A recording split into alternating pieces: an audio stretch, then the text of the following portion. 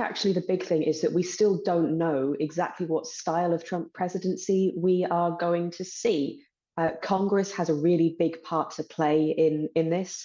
If Trump does have unified control of Congress, as is looking very likely, and is what we expect to happen over the next few weeks and days, then he does have greater latitude to implement his tax cutting agenda, his deregulatory agenda, for example.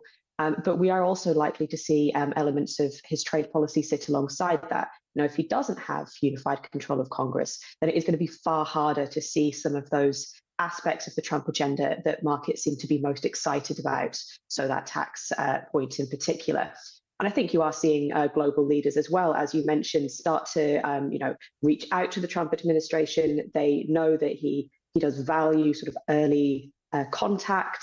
He does value the global leaders coming to him. So I think there have been lessons learned from his first administration in that respect.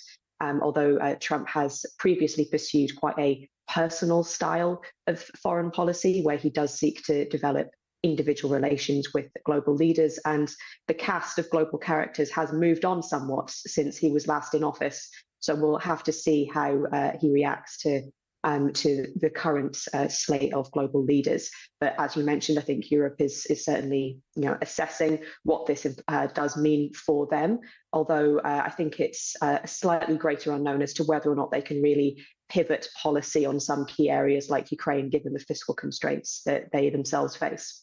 Lizzy, it's a great point about whether this is a three-way sweep as we waited up for the House results still, because this was such an election that was seen as so tight that I think the market was not necessarily anticipating a sweep in this direction. So that'll be key. But in terms of what we're going to see around the tariffs, this is a European market, and you can see it in the stock trade yesterday, that is concerned that we are talking about some sort of combative approach now with the Trump administration. Is that likely, given we've got a world that's relying on some sort of cohesion around climate change, solving multiple conflicts?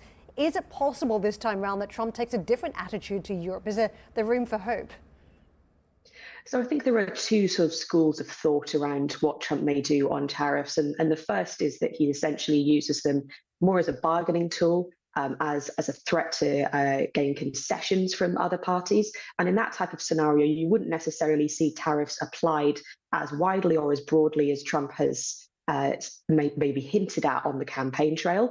And then the second school of thought is, of course, that actually, no, he really does mean this, and we would see tariffs implemented quite broadly. Now, I think it is worth pointing out that we do think that in any situation in which Trump is using tariffs quite often, his principal focus is going to be on China. And we don't see Trump's secondary tariff pledge of that baseline tariff, which would hurt European companies, as being all that feasible. We think that the tariffs are going to be more targeted than that, both in terms of the countries that they may apply to and also the products as well. So it's not necessarily our base case that you see something like a baseline tariff applied that would really hurt European goods, although there is still a distinct possibility there that specific European products could be affected.